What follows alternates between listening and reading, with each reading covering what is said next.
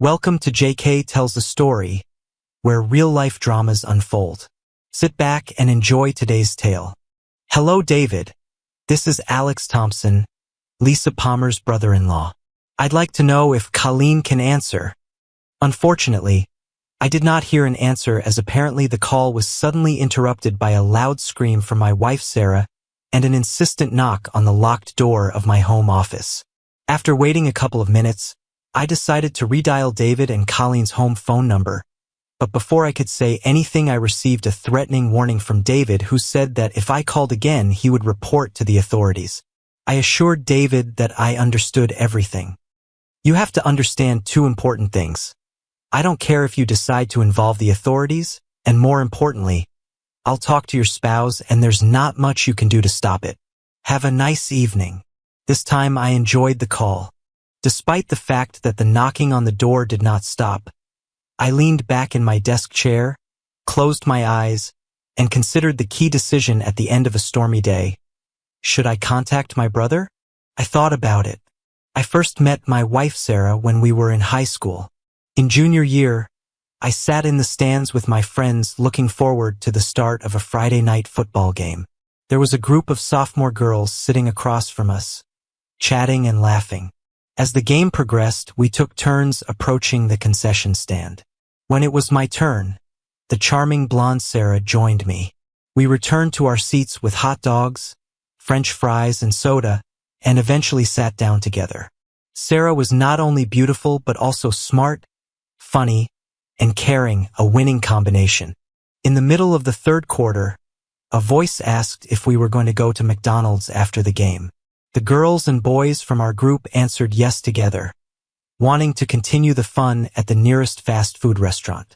Taking a chance, I turned to Sarah and suggested going to Tony's Pizza instead of the greasy fries. To my delight, she agreed. Our casual date soon turned into a weekend tradition, and 2 months later, after getting to know each other better, we decided to move on to a permanent relationship. Everything went well when Sarah agreed to be my prom date. When I went dancing with the most beautiful girl in school, it seemed to me that I was on cloud 9. But it wasn't for long. 2 weeks later, when I was running tennis practice with my neighbor Julie, my world turned upside down. Julie, who was on the girls' team, took me by surprise with her unexpected confession. "I think you're a very nice guy," she said. I was taken aback, reminding her that we'd known each other all our lives. "Why are you telling me this now?" She hit me on the shoulder and said, "It's great that you let Sarah go to the prom with Jimmy Kane. Otherwise he's so shy and boring that he would never have been able to go." Jimmy Kane was a nice guy but definitely shy, nerdy, and I suspect on the spectrum. He was Sarah's neighbor and she always took care of him. I wasn't surprised that Sarah agreed to go to the prom, but I was upset that she didn't have the decency to tell me about it. 6 other people complimented me on my maturity. They thought it was wonderful that my regular girlfriend was accompanied to the prom by her friend and neighbor. To tell the truth, I didn't feel mature. It infuriated me that Sarah didn't have the courage to tell me about the prom. I knew she would confess during our regular date on Friday night. She had no choice. At the last moment on Friday afternoon, I texted her and canceled the meeting. I was bombarded with messages and voicemails asking me to call her. After a dozen calls to my phone, I finally plucked up the courage and texted Sarah, saying that I had learned about her date with the graduate earlier in the week from several sources. It's a pity she didn't tell me about it. Trust is very important to me in a relationship, and at that moment I felt that I couldn't trust her. I turned off my phone and sulked, not talking to Sarah until the start of the next school year. On Friday afternoon, I was walking to my car in the student parking lot when I saw Sarah sitting on the hood of my car. She asked if she could buy me ice cream at Dairy Queen, and this simple gesture marked the beginning of our reunion. We'd been in a relationship for 2 years. In the second year, we maintained a long-distance relationship while I was in college in Colorado. Despite the distance, I often came home and we shared special moments together, including a memorable Saturday night in March after her 18th birthday. Our relationship continued until Sarah left for college the following year. 2 weeks after the start of her freshman year, I received a letter in which she informed me that our relationship was terminated. She explained that she wanted to enjoy college without becoming attached to a serious relationship. After that, I decided not to contact her. In my glory days, I was loved. I studied well and played tennis at the Division III level. After Sarah, there were girls in my life all the time. It wasn't until 2 years after graduating from college that I met Sarah again. At that time, I was working as a full-time architect at a mid-sized firm specializing in commercial buildings, and accidentally bumped into her in a bar while out with work colleagues. We chatted for a few minutes, then returned to our groups of friends. For the next hour, I couldn't take my eyes off her, torn between thoughts of following her to the parking lot when her group dispersed. A smile appeared on my face when Sarah's friends left, leaving her alone in the bar. She sat down on a stool and ordered a drink, turning the chair to face me. Looking at her table, I couldn't help but watch her turn away from the continuous stream of admirers with amusement. It was only when she gave me a simple gesture that I finally broke away from my friends. I stood next to Sarah and waited for her to politely refuse the other guys before approaching her. After she turned down 2 suitors, I finally made my move. Sarah confirmed that she was waiting for me to ask her out because she was close to accepting another person's invitation. We dated for 6 months, after which we decided to become exclusive and move in together. 10 months later, we tied the knot and enjoyed a happy and satisfying life together for almost 5 years. My day started early because I had an appointment with a regular client and his associate at 7:30 a.m. Our meeting was supposed to take place at the Downtown Marriott Hotel in Seattle, Washington, famous for hosting major business conferences. Upon arrival, I found Tony already waiting for me in the reserved conference room. While I was preparing my laptop, laying out the necessary blueprints and pouring myself a mug of hot coffee, Tony and I struck up a casual conversation. Tony, a construction contractor working on a new mixed-use development project, was assigned to this project by his company. At the same time, I, a senior architect, also participated in the development of the building design. My firm specializes in sustainable commercial architecture and acts as the primary design consultant. Over the past few years, we have successfully cooperated on 3 major contracts, but during the current negotiations, Tony and I faced opposition from our superiors. We were informed that we must resolve the 7 remaining critical design issues as soon as possible, otherwise the negotiations would be transferred to other employees of our companies. Determined to find a solution, Tony and I worked hard, skipping lunch and finally taking a break at 2:15 p.m. "Do you think your firm will accept this proposal?" Tony asked. I shrugged my shoulders and replied, "To be honest, I can't understand why our last 2 offers were rejected." Tony thought about it. "Over the years, you and I have become quite close. Maybe this is a test to see if we're too close." I grinned and confessed I had the same thought. Exhaling, I stretched and shrugged again. Tony suggested, "How about a drink?" I took out a notebook and replied, "I need to go through more than 30 pages of notes." I decided to stop drinking. Instead, I planned to stay and input important resolutions into my laptop. I promised to send you a design summary by 9 o'clock tomorrow morning. If there are any misunderstandings, let's get in touch by phone right away. My report should be ready by noon tomorrow. Tony agreed. After packing up his computer, I walked Tony through the lobby of the hotel, then bought a Diet Coke at the gift shop and returned to the conference room.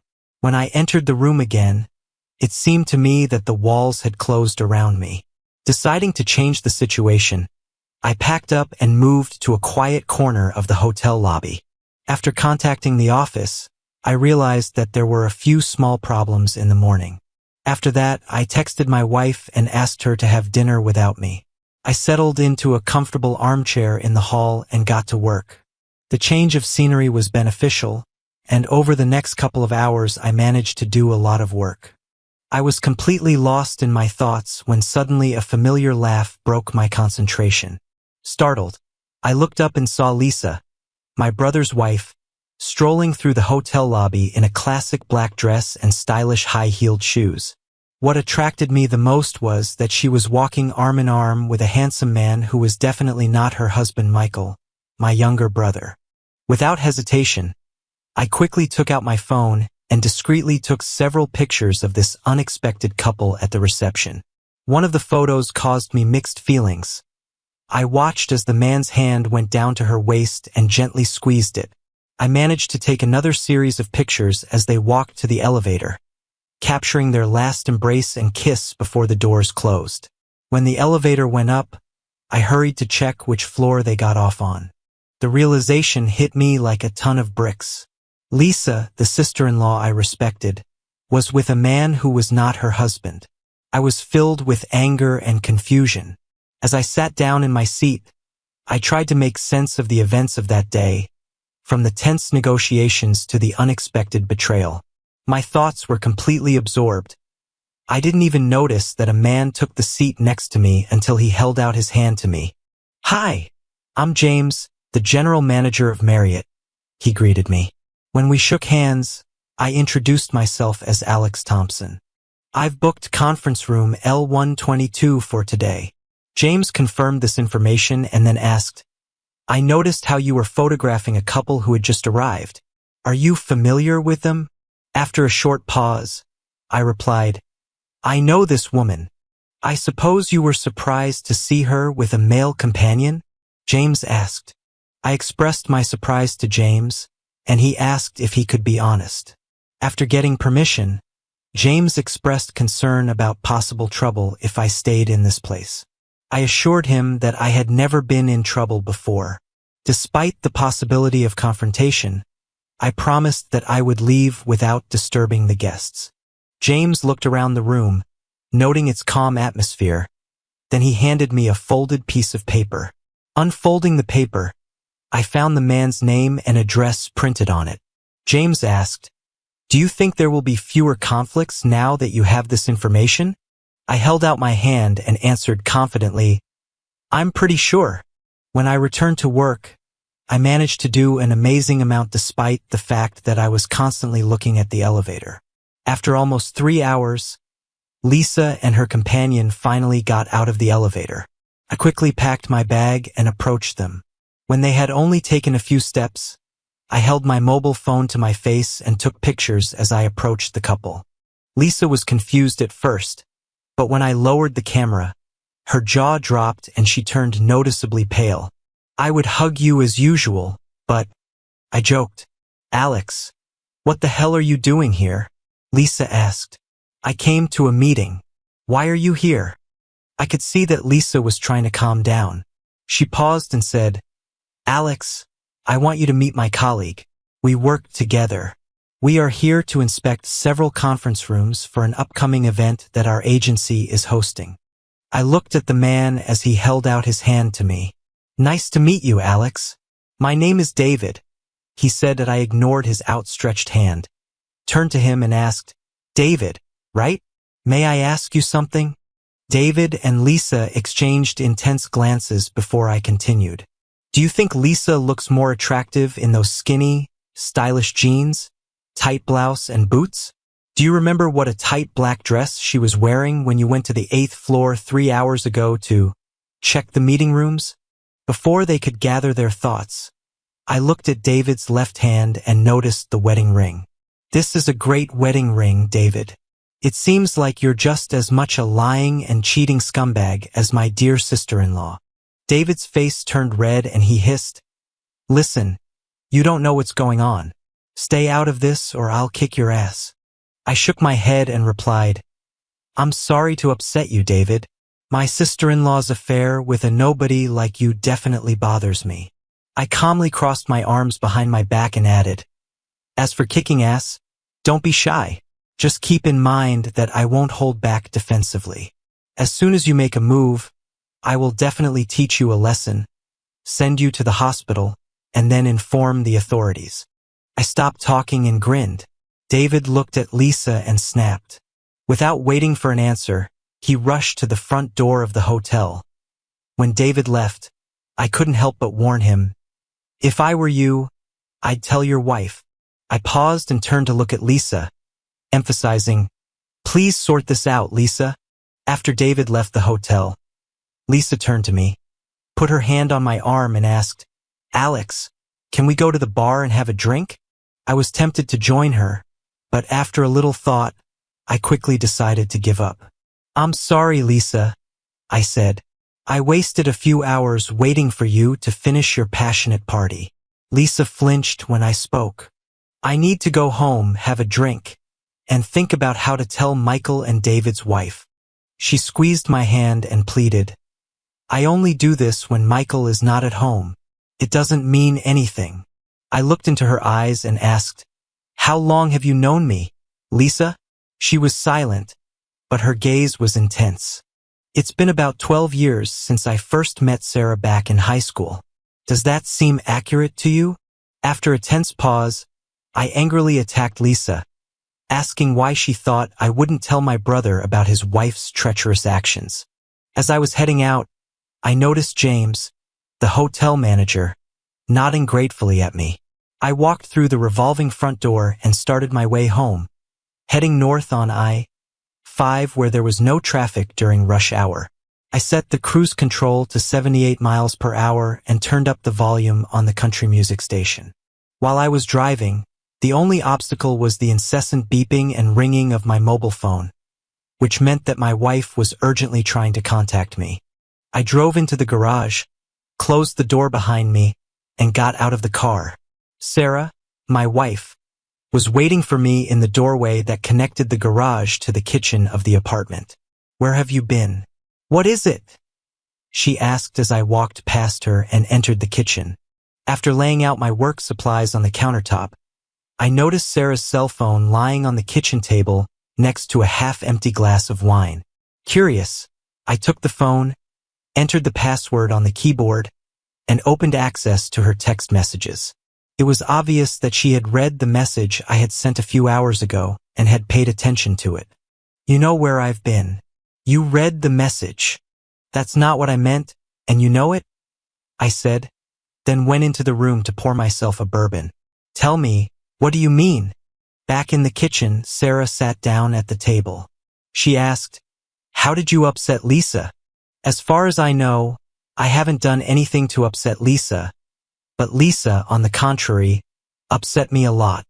I watched Sarah gather her thoughts, sitting across from me. Did you know that Lisa was cheating on Michael? My direct question caught her off guard. She said it was only once, Sarah replied. Well, that's a lie. I informed Sarah that Lisa had told me that she had only cheated on Michael when he was on the road. After a short pause, I continued, I see that you have bypassed my question. Do you know that your brother's wife is unfaithful to Michael? Sarah took a sip of wine and replied, Alex, this is Michael and Lisa's case. I nodded and said, I agree this is really Michael and Lisa's case, but it bothers me that Michael doesn't know about a serious problem that needs to be solved. Sarah suddenly exploded. Damn it.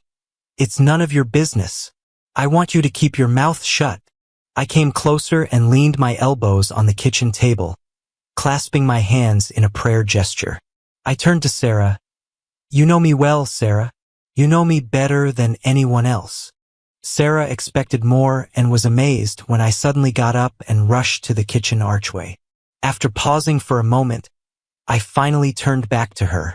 I asked you twice if you knew about Lisa's cheating, and both times you evaded the answer. I'll ask you again. How long have you known? I mentioned that Lisa has always been a bit reckless. Sarah predictably did not understand my obvious answer. She asked, What does that even mean? It means that you don't want to answer a question that, in my opinion, is extremely important for our marriage, I said firmly. What Lisa does when Michael is not at home has nothing to do with our marriage, Sarah said firmly. Let's think about it. I leaned against the arch and counted on my fingers. First of all, my relationship with your brother's wife will never be the same now that I know that she is a lying woman. And every holiday that we celebrate with your family, I will be reminded of Lisa's betrayal. Secondly, you have shown me that you know about her malicious actions, and I can only wonder if you approve of them. Alex, it's not fair, Sarah said. Also, although I don't travel as often as Michael, I go on one trip every month. Is it really the first time in a relationship that I have to think about whether you're cheating on me? Sarah's eyes widened and she blushed, expressing her disbelief at being accused of cheating. I quickly intervened, explaining that I had never accused her of infidelity, but the way she reacted so calmly to her sister-in-law's misdeeds made me doubt her own actions. I paused and looked sternly at my wife before speaking. We both know that you can't prove that you didn't cheat. All I have is my trust in you, and now that trust has been severely shaken. I turned around and headed down the hall to my home office. After making sure that David Garrett was married and intercepting calls to his home phone, I reluctantly moved on to the last difficult task. I sent my brother Michael a text asking if he would come home on Friday. It took 10 minutes before he answered, "I will arrive at 2:30 p.m. Let's meet at the coffee shop at 4 o'clock. Does this have something to do with Lisa's frantic call? I was thinking about the answer when suddenly my phone rang. I picked up the phone and greeted Michael, turning in my chair so that Sarah couldn't hear me through the closed door. "Alex, what's the matter?" Michael asked. "It's as bad as it can be," I replied. "Are you sure you want to talk about this on the phone?" Michael hesitated before asking, "Is she cheating on me?" I answered simply, "Yes." There was silence on the line, interrupted only by periodic sobs. "I'll meet you at the coffee shop," he finally said, after which he suddenly ended the conversation. I thought about contacting Michael, offering my support and listening to him, but in the end I decided to leave him alone. I believed that he understood that I would be there for him when he needed me. While I was talking to Michael, Sarah fell silent, probably trying to eavesdrop on our conversation. When I hung up, I heard her say through the closed door, "Please come up to the kitchen. We need to talk." Actually, I was going to go to the guest bedroom, but decided to finish my bourbon while sitting at the kitchen table. Settling into the chair opposite Sarah, I took a satisfied sip, enjoying the warmth spreading down my throat. I watched my wife, noting the frantic thoughts running through her head while she was preparing for the next attack. I felt exhausted. I had almost no strength left to resist, and I knew that more alcohol would not help. I was already anticipating Sarah's upcoming attack when suddenly the phone in my pocket vibrated. In a rage, I pulled it out and looked at the screen, seeing an unfamiliar number which only aggravated my already intense disappointment. Abruptly picking up the phone, the woman on the other end introduced herself as Colleen Garrett and apologized for calling so late. "Someone from this number called me at home twice tonight. These calls upset my husband very much, and I suspect that the caller was trying to reach me," she said. Sighing, I told her, "Colleen, my name is Alex Thompson. I called earlier and wanted to talk to you." In a somewhat gloomy tone, Colleen said, "Let me guess. Did you call to tell me that my husband is cheating on me with your wife?" "Get to the point," I told her. "He's cheating with my sister-in-law. Her name is Lisa Palmer, and I think they work together." She didn't answer right away. "This is the third such call, and it will be the last," she said. "How can a man do this to his wife and 4 children?" It was obvious that her question was rhetorical, so I decided to intervene anyway. "I have evidence that they were together at the Seattle Marriott Hotel downtown, kissed in the elevator, and returned to the lobby 3 hours later. Lisa was wearing different clothes after they returned to the hall together." The conversation mostly consisted of exchanging email addresses and promising to send photos the next morning. When the conversation ended, Sarah mentioned that Lisa had told her that he was in an open marriage, but that was not true. His wife and 4 children believed that they were in a monogamous relationship and lived a happy family life. Sarah looked surprised and covered her face with her hands. I added that this was not the first time she had caught him cheating and was going to divorce him. Sarah stared at me in shock. I swirled the last portion of bourbon in my glass and tipped it into my mouth. After rinsing the glass in the sink, I headed to our bedroom. Lying in bed and thinking about everything that had happened to my extended family over the past few hours, I had come to the conclusion that I was not to blame for all this grief and destruction. As usual, my alarm went off at 5 o'clock in the morning. Instead of starting the day with exercises in our basement gym, I took a quick shower, got dressed, and went to work. I wasn't trying to run away from Sarah. I had to go to the office to finish the design memorandum and send it to Tony. Thursday turned out to be hectic. Tony and I spent 45 minutes on the phone to clarify some details, but I managed to send a finished agreement to my boss before noon. After lunch, I checked the emails I received the day before and went home at 5 o'clock in the evening at my usual time. I was wondering what was waiting for me in the evening, and I was only slightly surprised by what awaited me. As I turned onto our street, I noticed Lisa in her parents' car parked in front of my house. "It's going to be a long, long night," I moaned, pressing the button to open the garage door. "What the hell did you say to Michael?" Lisa started when I closed the door behind me. Looking at my frightened wife, I said, "I'm going to change my clothes. I'll be back in a few minutes. But I warn you that if your family disrespects me in my house, I will physically throw everyone out the front door. This also applies to you, Sarah." Without waiting for an answer, I quickly headed down the hall to our bedroom. After standing there and thinking about escaping through the window like a coward, I finally made the decision to confront Sarah and her family. It was hard for me to forget about the seductively open bottle of bourbon, but I knew it was better to keep a clear mind. But my resolve quickly evaporated, and I found myself back at the bar, choosing a drink that would be enough to relieve tension but not too much so as not to disrupt the ability to conduct a polite conversation. I settled on a generous portion of my favorite amber liquid. When I reappeared in the kitchen, all eyes were on me. Everyone was sitting at the table. There was an empty seat between Sarah and her father, Steve. Instead of sitting down, I leaned against the kitchen counter, watched the group, and moistened my lips with my drink. I liked my in-laws. They were good, respected people. Steve, my father-in-law, was a man I respected. He was direct, honest, and you always knew what he thought of you. If you stayed by his side, you couldn't find a better friend in the world. On the other hand, if you crossed his path, I was sure that he was capable of making your life miserable. Steve considered Michael and me as friends. My mother-in-law Betty considered herself a savvy businesswoman and an extraordinary entrepreneur. She owned and operated a well-known local real estate franchise with an excellent reputation. Although Betty, my mother-in-law, oversaw the day-to-day running of the business, everyone involved knew that Steve was the strategic mind behind her success. "Maybe it's better to sit here." Sarah patted the chair next to her. "I've been sitting all day. I feel good where I am." Lisa seemed to be in better control of her emotions when she asked, "What did you say to Michael?"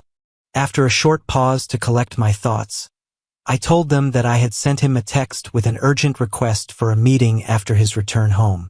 Michael called, concerned about the urgency of the situation, and I told him the news that you were cheating on him. His emotional reaction was obvious. He shed tears before agreeing to meet with me. I was shocked by how devastated the family was. Sarah burst into tears and said, "I asked you to mind your own business." I asked if her statement was aimed at the benefit of her family. I replied that it was my business. My mother-in-law jumped up and said it was controversial. Before I could comment, Lisa asked, "Are you going to meet Michael tomorrow?" "I'm going to," I replied. "What are you going to tell him?" She asked that I replied that I had nothing more to say to him. I sent the photos I took and told him that you were with David for a little less than 3 hours. I sent him David's name and address. I think I'll be a support and a shoulder to cry on. "What about me, Alex?" Lisa asked. "Don't I deserve support too?" I smiled, looking around the table. "It looks like you have enough support, Lisa. I will stand by Michael on this issue." "How do you know that Michael doesn't cheat on Lisa while he's traveling?" "It's common for married men to cheat away from home," commented Betty, Lisa's mother. "I can't imagine Michael doing something like that," I replied to Betty, defending Michael. To be honest, I have to admit that I have no idea how he behaves when he's not at home. Until yesterday, I never thought that Lisa was a cheater or that my wife could cheat on me. The table exploded. How dare you? And this is unacceptable. Sarah was visibly shocked by my statement, so I jumped up and continued. At least I was honest and told Sarah about it last night. Her cavalier and dismissive attitude towards Lisa's infidelity worries me. Steve, my wife's father, told me, Sarah has never cheated on you. I can't believe you think so badly of her. Steve finished. I knew I had to be careful what I said next. I didn't want to turn Steve against me. I deliberately lowered the volume and sharpness of my voice, looked Steve in the eye, and challenged him. Prove it. After a few moments of silence, I continued, That's the point, Steve. You can't prove that Sarah didn't cheat on me. Despite his protests, I insisted that I had trusted Sarah completely for the past 6 years. I told her last night that my trust in her had been shaken. That's not fair, Alex. I intervened before Sarah could finish. Last night I asked you 3 times if you knew that Lisa cheated on Michael. You haven't answered my question. Instead, you changed the subject. You're not lying, but you're doing it dishonestly. Yes, I looked at Sarah when she confessed. I knew about Lisa's affairs. I didn't support her, but I didn't want to make a big deal out of a molehill, for example, this one. She spread her hands, pointing out our current problems. I was so hoping that her business would go on as usual and Michael wouldn't find out. I nodded. Although I was very upset that Sarah was hiding her sister-in-law's infidelity, I could understand that she was protecting her family. Do you remember our conversation about how we should be exclusive a few weeks before you proposed to me? Sarah asked. When I nodded, she looked me straight in the eye and said, I promised that after our conversation, I would have neither romantic nor intimate relations. Moreover, I haven't been with another man since we started dating after college. Despite my suspicions, I still saw the same angelic woman I married 5 years ago when she said those words. I love you and trust you, I assured my wife. There was a slight pause while her family considered my answer. It was clear that Steve was pleased with the result. When Betty asked, What are you going to do with Michael? My answer was simple. I will support my best friend, just as you all support Lisa. Michael deserves our support, and I intend to give it to him. Over the next 6 weeks, Michael had a hard time. He moved from his house to an apartment nearby and began divorce proceedings with Lisa. Although he quickly filed for an official divorce, he was hesitant to start the actual process. During this period, I regularly met Michael for dinner on Wednesdays, and Sarah spent time with her sister-in-law. One Tuesday afternoon, when I was having lunch with colleagues at Clyde's barbecue bar, a man suddenly joined our table and said to me, Hey, I bet you forgot about me. It took a moment before I recognized the man standing in front of me. Hi, David, I said. I heard that Colleen dumped you. What does it feel like to be a negligent father? He grinned and replied, Go to hell, Alex. It's your fault. I looked at my friends Carl and Joe, who were expecting a confrontation. Returning my attention to David, I replied, Yes, it looks like I'm to blame for your divorce. David chuckled and admitted, I think I played a part in it too, but there are so many married women around that I can't be faithful. I was already starting to feel uncomfortable when David continued, It seems that I have problems with self-control, especially when it comes to married women. I need to pursue them. David nudged Carl to his right. I did the same with Lisa, his sister-in-law, when her husband left town. I turned her into my personal companion, and I shared and exchanged her with friends.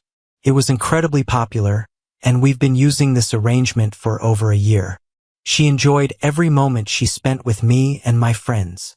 Just when I was thinking about ending things with her, I unexpectedly bumped into her and her attractive sister-in-law at a happy hour party. It was clear from the grin on his face that this encounter was not in vain. He reached into his back pocket, took out an envelope, and casually dropped it on the table next to my plate. Photos are usually stored in such envelopes. The grin on David's face conveyed everything I needed to know about the contents of the envelope. I must admit, my heart felt like it was torn into 1,000 pieces. There's no way I'm going to let this jerk see that I'm broken. I quickly grabbed the envelope and put it in my jacket pocket. David tried to make fun of me by asking if I was going to show our friends photos of my wife and her sister-in-law with his friends. He boasted that he had been involved with my wife for several months and described her behavior in inappropriate detail. Laughing, he mentioned recordings of her in compromising situations, saying she enjoyed being treated poorly. He laughed again. "What's the matter? Don't you have anything to say?" I gritted my teeth, but I had to answer. I said, "You're probably the dumbest person in the world." He was still grinning from ear to ear when I told him that when I gave Lisa's husband Michael these photos, he would sue him. "Since you were Lisa's direct supervisor, how long do you think it will take before you're sued? In your company, you will be out of work in a week." It was difficult, but I started laughing. This idiot realized that he had underestimated me and began to think about his next move. When I said, "Do you know that I grew up in this city? What difference does it make to me where you grew up?" This was big trouble, but I took my time. "I know every mover and shaker in the city." David didn't look very impressed, so I continued, "And I also know the nastiest pieces of it. I would like to advise you to leave the city while your legs are still working. Go to hell. I'm not afraid of you. I have witnesses that you are threatening me." He pointed at Carl and Joe. They both laughed, and Joe said, "He really doesn't understand anything." Then I continued to paint a gloomy picture of David's future. Divorce, loss of custody of children, loss of work, alimony and child benefits, as well as potential physical danger. David, not at all embarrassed, confidently pushed back his chair, stood up and answered, "Go to hell, you freak. You're just a fool with a cheating wife." When David left, leaving me confused, I couldn't help but feel overwhelmed by the situation. Later, when I was sitting in my office and trying to make sense of it all, these words kept ringing in my head. I couldn't believe what I saw in the photos. It was just terrible for a happily married man like me. The pictures showed Sarah with several different men in compromising situations. In one photo, she was surrounded by multiple people in inappropriate circumstances. In another series of pictures, Lisa performed similar actions.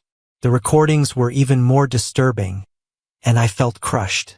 Sarah and Lisa were expected to be the center of attention during inappropriate gatherings. The sounds of inappropriate requests still haunted me. Pulling myself together and putting aside strong emotions of sadness, I texted Michael and asked to meet him for dinner. Feeling that I needed additional support, I also texted another friend to join us. Tears welled up in my eyes as I sat down at the table, making plans for the evening. I didn't want to meet Sarah, and I needed to avoid our meeting. I traveled a lot for work, and almost every month I had planned both regular trips and unexpected urgent ones. I sent Sarah a message saying there was a problem with Whitaker's account and that I was heading to the airport that evening. Michael and I had a quiet dinner together. We ordered a few beers, and I gave him the photos David had given me earlier. Michael was as upset as I was. We both agreed that divorce was the best solution for us and discussed the idea of suing the insurance agency where Lisa and David worked. In the end, we decided to heed the advice of our divorce lawyers. We had been sitting at the table for over an hour when Sam Mello came into the bar. He looked around the room, saw me, and came towards us. Along the way, he stopped to greet and chat with various people at other tables. Sam was older than Michael and me, and his daughter Trish was in school a grade below me. He owned a large auto salvage warehouse on the outskirts of the city. I remembered a summer day 15 years ago when I was 16 years old and practiced my serve on the tennis courts near the high school. Trish waved at me as she rode her bike past the playground. A few minutes later, as I was picking up the balls scattered around the court, I looked up and saw 5 classmates forcibly pushing Trish under the bleachers of the baseball field 100 yards away. I could guess what they were thinking, and I knew that Trish wasn't that kind of girl. I ran out of the court, and in a few seconds I was already under the stands. Trish's t-shirt was torn. She screamed, cried, and tried to cover herself while the bullies were pulling at her shorts. Stan Malloy turned around just in time for the tip of my racket to hit his nose, causing it to burst with blood. Blood sprayed in all directions, and Stan screamed in pain as he fell to the ground. My backhand hit Joey Burns on the cheek and knocked him out cold. The details of what happened next remain in my memory. The remaining 3 troublemakers grabbed me and beat me mercilessly while I was lying down. After delivering the last few blows, they fled the scene in a panic while Trish continued to sob. I tried to regain my composure. We left her bike in the field, and she helped me get back to the car. Despite my shaking condition, I managed to get home. Before the car had completely stopped, Trish jumped out of the seat and hurried inside, still in tears. I had to get out of the car and walk around her to close the door, which she had left ajar. Just as I was closing the door, a loud crack caught my attention, and I turned to see a large man with a menacing expression approaching me. As he approached, he noticed the injuries on my face and the hunched posture. "Are you Trish's friend?" he growled. I could barely nod. I told him, "I think I need an ambulance, Mr. Mello." I leaned against the car and slowly and painfully sank to the ground. Mr. Mello knelt down next to me, took my chin in his hand, and turned my head so that our eyes met. "What the hell happened to my daughter?" Mello asked. "Some boys dragged her under the bleachers on the baseball field." "Was that you?" he demanded. I sighed and shook my head. "I've been practicing on the tennis court nearby." His every word felt like a blow. His eyes were blazing with anger as he asked, "What did those bastards do to her?" When I arrived, they had already taken off her shirt and were trying to take off her shorts. Despite the pain I was in, I knew that his piercing gaze would have scared me if I hadn't been so focused on helping her. "I need their names. Stan Malloy and Joey Burns will be waiting at the hospital when I arrive." I used my racket to hit them. When the ambulance and the police car arrived, I called the names of 3 more troublemakers. Mr. Mello came close to me. Our noses were almost touching, and I could smell garlic on his breath. He said in a low voice, "If you ever need a favor, come to the village of Mello." When Sam joined us at the table, he sat down without any introductions. I handed him the envelope with the photos and waited for him to look through them. When he looked up at me, I said, "There's a man here named David Garrett. He works for Jimmy Sullivan's insurance agency. His hobby is to catch married women for his own pleasure and then share them with his friends. In the photos I showed you, he and his gang are with my wife and my brother's wife." Sam nodded understandingly, and I continued, "I hope he gets punished. His gait will become less athletic, and he will have problems with mobility." The 3 of us sat in silence for a few minutes before Sam said a word. "Since you're both going to be single soon, it makes sense to join the gym. You can decide that you will go straight to the gym every evening after work. You can work out together for a few hours and then go somewhere and have a delicious dinner." He looked carefully at our confused faces. But before we could continue, he asked, "Do you 2 think you can come up with a reliable alibi for every evening?" After making sure we understood his point, he rolled his eyes, nodded at me, got up and left the bar. Instead of heading home as I had originally planned, lying to Sarah that I was out of town, I decided to stay the night at a nearby Marriott hotel. I was able to talk directly with my boss, giving him a brief outline of my problems. He agreed to let me work remotely and told me to send an email to his team informing them that I would be on a business trip within the next week. Feeling tired, I sank into an uncomfortable chair in the corner of the hotel room and plunged into its depths. I closed my eyes and thought about the last few weeks. It became clear to me that because of my tough stance towards her sister-in-law, Sarah couldn't admit to her affair with David and friends. She was sure that I would divorce her, and she was right. And yet, as I pondered the idea of ending our marriage, I couldn't help but wonder if I would have been fair if she had been honest with me from the beginning. Instead, Sarah chose to continue lying to me. It was only when I discovered her betrayal in front of friends and colleagues that the truth finally became clear. I couldn't imagine a more disrespectful and humiliating situation than the one I found myself in, sitting across from my wife's lover and learning about her participation in group adventures. Her actions were incredibly unfair to me, so the chances of an honest divorce were slim. Instead of seeking an amicable separation, I vowed to take revenge on Sarah. I was determined to destroy the woman who had once been my wife, my love, and my best friend. A peaceful divorce was not an option for Sarah and me. I struggled out of my chair, went to the desk in the corner of the hotel room, and began to develop my strategy until almost 1:30 a.m. I outlined my plans for how to behave with my cheating wife in our upcoming divorce. If my plan doesn't work, it will break her heart. But if everything turns out the way I expected, she will remain completely broken. The next day, I managed to arrange a meeting with a divorce lawyer. Despite the advice of a lawyer, I decided to postpone the division of our finances for now. I checked into a long-stay hotel and set up a remote office. I decided not to answer Sarah's calls and texts until Friday. I informed her that I was going away for the weekend. Sarah's reaction was extremely upset. She called and begged me to call her all weekend. Over the weekend, I managed to gather everything I needed for the project. Having finished with the checklist, I went on a long hike in the mountains on Sunday. Back at the hotel, I turned on my phone and found a lot of messages and missed calls from Sarah, along with her family and several colleagues. She frantically tried to reach me. She was upset that I was out of sight and was determined to find me. On Monday and Tuesday, I worked in my hotel room to complete all the business before leaving the office. The next day, I returned home on Wednesday. After leaving the hotel and making sure that Sarah's car was at work, I discreetly put a GPS tracking device under her seat. It took several hours to install the necessary equipment and props at home, and by the beginning of the day, I had already finished. At 2 o'clock in the afternoon, I lit a fire in our living room fireplace. Sarah and I often liked to sit by the fire on a winter weekend evening.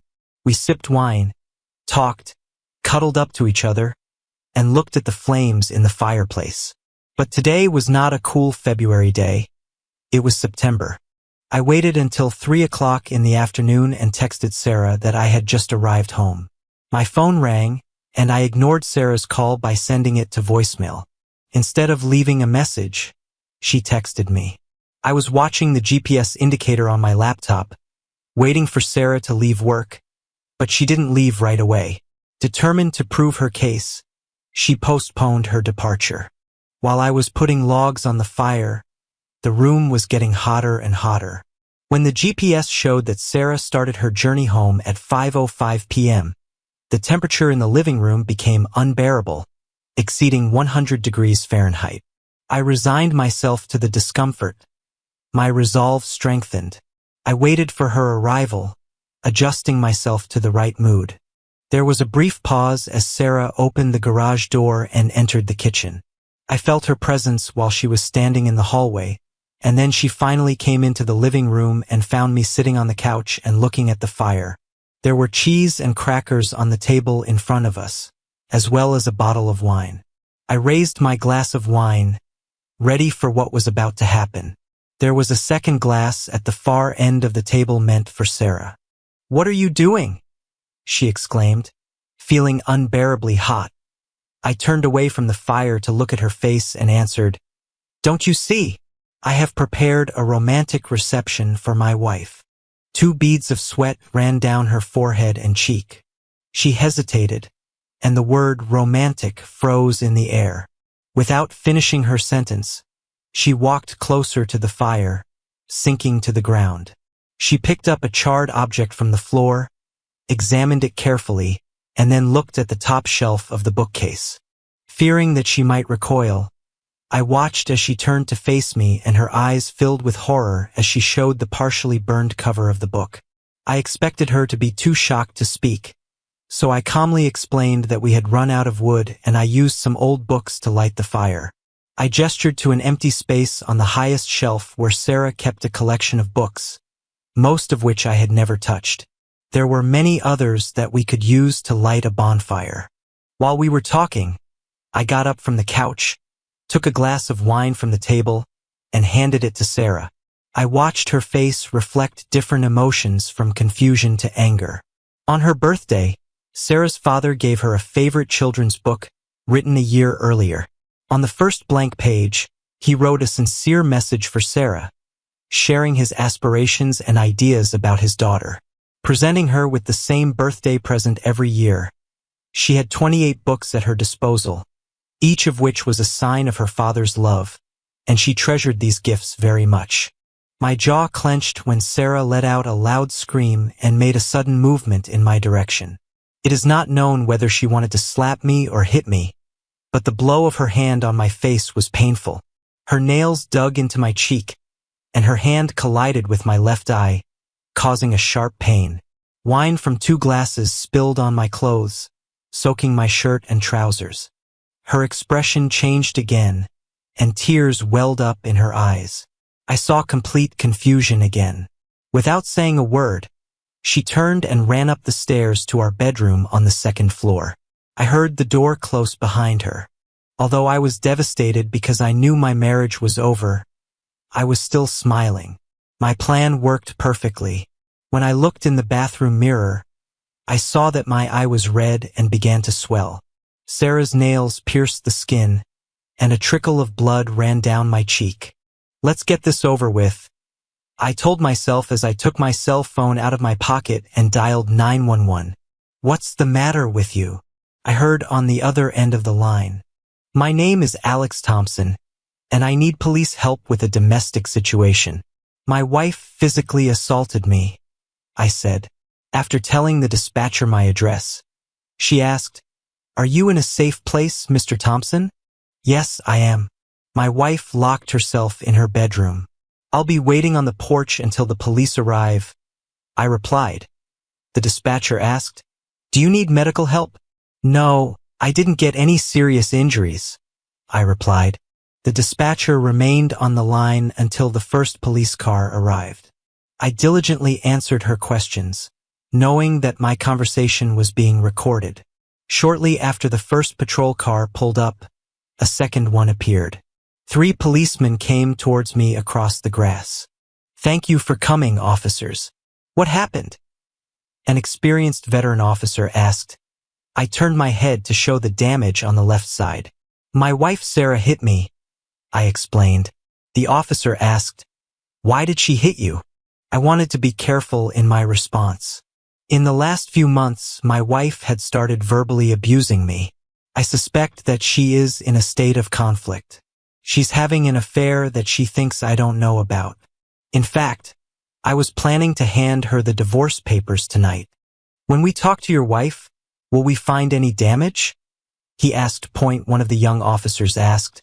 "Are there any weapons in your house?" "I have some guns. All the weapons are stored in a safe in my office, and my wife doesn't know the combination," I replied. When 2 young officers came to my house to talk to Sarah, I turned to the 3rd officer and asked, "Do you want to watch a video of my wife hitting me?" He looked puzzled for a moment and then asked, "Do you have evidence of the attack?" "I haven't looked at it yet, but I think I have proof," I replied, asking him to follow me. I led him to the kitchen where my laptop was on the table. I needed to wake up my computer and find a cloud storage account to show the video. I opened the folder, rewound the video 30 minutes ago, and found the beginning of our confrontation. I pressed the play button and stepped aside so that the policeman could see what was happening. He watched until Sarah left the room and ran upstairs, and then I asked him to look again. After the second viewing, he pressed the communicator button on his shoulder and said, "Arrest Mrs. Thompson." Almost immediately I heard Sarah's screams coming from above, and my heart started pounding. I knew the officer had asked me a question, but I needed him to repeat it. "Are all the rooms in your house under video surveillance?" He asked. It was a series of questions that I didn't want to get into, but I knew I had to answer honestly. "No, the living room is the only room with a camera," I said. He nodded his head understandingly, scratched his chin, and thought. "How long have you had a camera in your living room?" he asked. I shrugged my shoulders and admitted that it had appeared quite recently. Our duel of looks was interrupted when Sarah screamed and begged, "Alex, what the hell is going on? Please help me." I was about to answer when one of the young officers shouted, "Sir, this is a police investigation. Please leave the room immediately," addressing an elderly man standing in the open front door of my house. With the same authority, the man said, "I am the official bailiff, and I am here to serve papers to Mrs. Sarah Thompson." He walked over to Sarah, and all three officers stepped forward in case the situation got out of hand. The man asked, "Are you Sarah Thompson?" When Sarah nodded, he held out an envelope and said, "Sarah Thompson, you have received a notification. In addition to the divorce application, there is a restraining order prohibiting you from approaching Mr. Alexander Thompson, his home, and work." Since Sarah was handcuffed, he handed the envelope to the officer who was holding Sarah's elbow. When the bailiff left, I turned to Sarah. I saw the panic and confusion disappear from her face, replaced by calmness. She looked at me and asked, "How did you know?" "David told me," I said. Two junior officers escorted Sarah to the back seat of the patrol car. After receiving the third officer's business card, he asked me to send him a copy of the video. When I entered through the front door, I saw Sarah being taken away in the first car. The senior officer stopped halfway to my entrance. He turned around and asked, "I saw you at the coffee shop sometimes, didn't I?" "Yes, I recognized you, Sergeant," I replied. He told me that he divorced his wife many years ago for cheating. "I pay alimony, child support, health insurance, and a mortgage on the house she lives in with my kids and her boyfriend. Maybe the next time I see you at the coffee shop, you'll let me buy you a beer and tell me what the hell happened here today." Despite the chaos of this week, I found solace in going to work the next day, and on Thursday and Friday I managed to be somewhat productive. But my relief quickly turned to disappointment when I returned home on Friday evening and saw my father-in-law sitting on the front step. When I pulled into the garage, I couldn't resist asking him, "What brings you here, Steve?"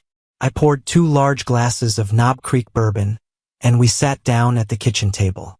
We sipped our drinks slowly for many minutes before he asked, "Is she cheating too?" I just nodded. "Is there any hope?" he wanted to know. I took 2 more slow sips before I managed to calm down enough to be kind and respectful to Steve. I replied that this had happened more than once and to more than one man. I took another sip and then told Steve the whole truth. "And it wasn't with just one man," I added. He looked at me in disbelief, and before he could answer, I told him I saw photos and videos that made me feel sick. Steve slumped in his chair and turned white. A tear ran down his cheek. We sat together for a long time, each of us immersed in our own thoughts and memories. Sarah and Lisa didn't learn this behavior from either their mother or me. His intense gaze was just icy cold. It took a few more minutes before Steve got to his feet and walked around the table. He hugged me tightly and sighed against my shoulder. Releasing me, he walked towards the door with the gait of a 90-year-old man. When he opened the door, he looked over his shoulder and said, "Burning those books was a shitty thing to do." I had completely forgotten about the trick I used to start an argument with Sarah.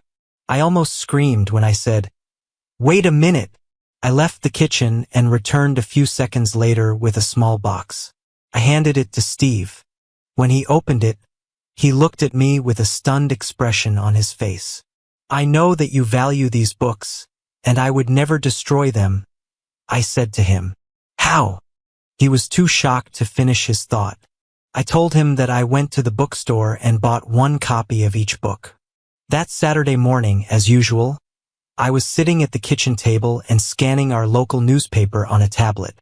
I smiled when I read it. Seattle Times local section.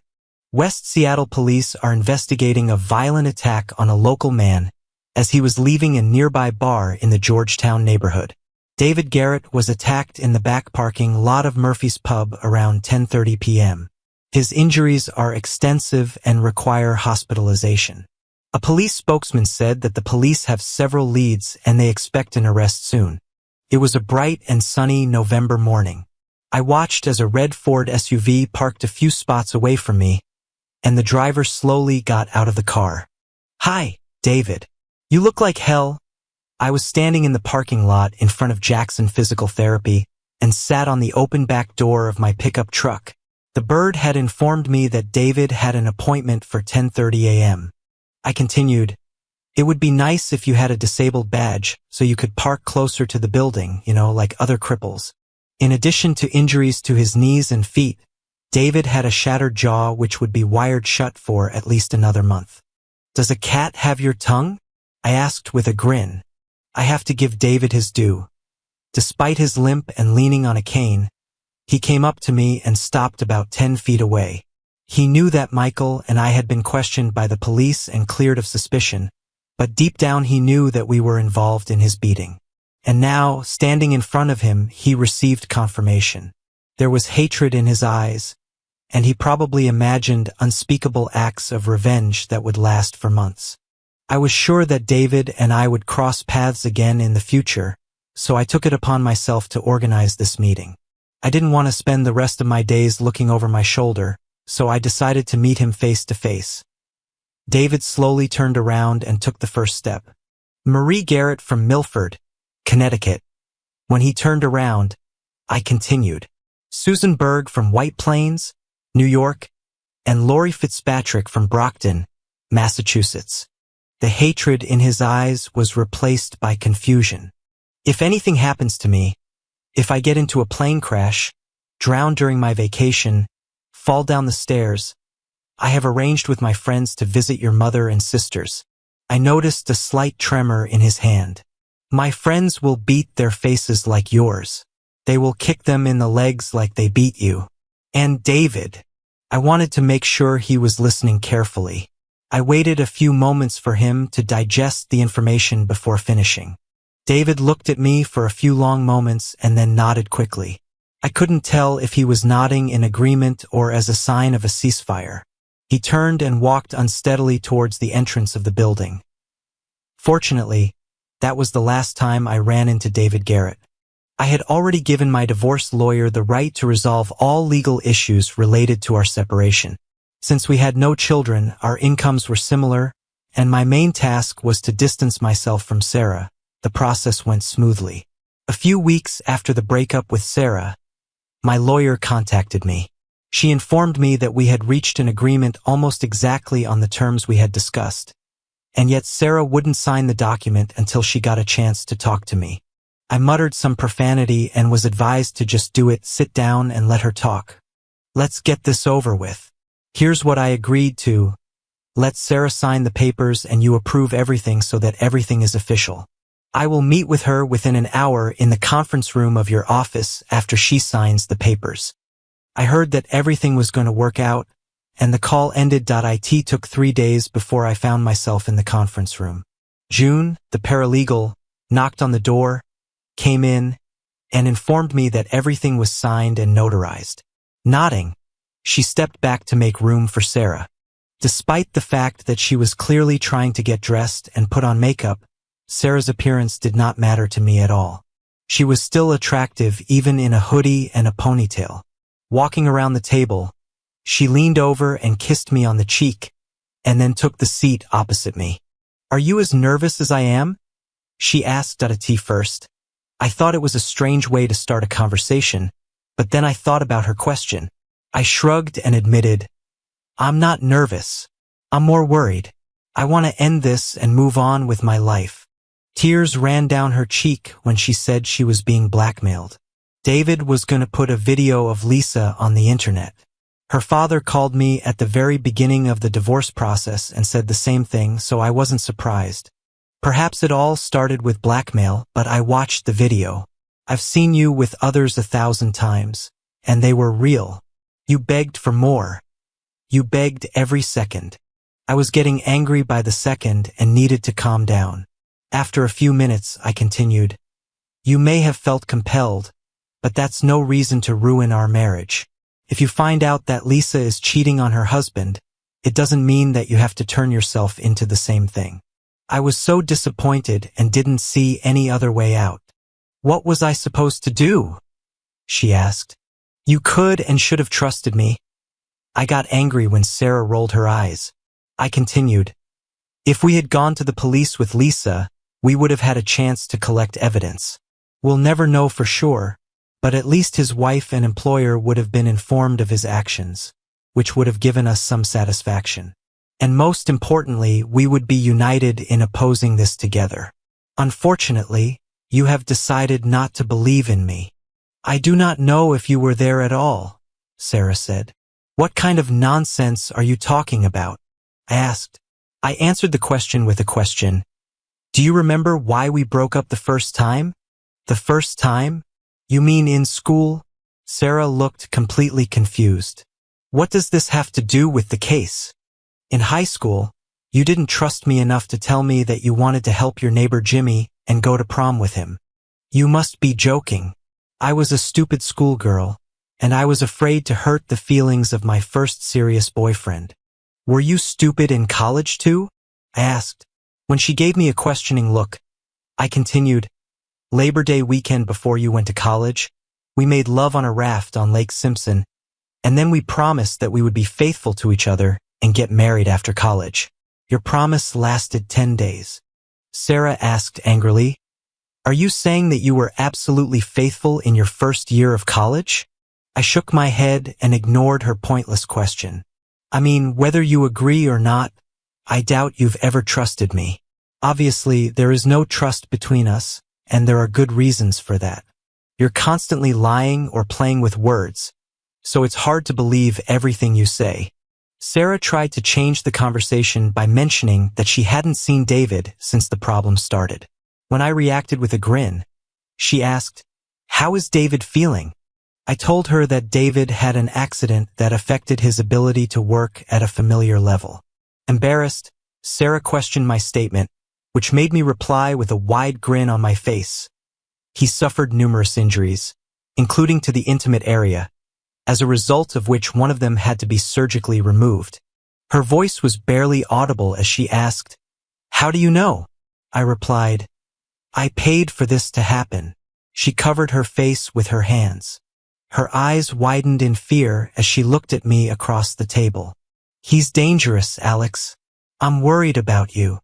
I met David shortly after his accident, and we had a polite conversation. I think I managed to convince him that our relationship should end.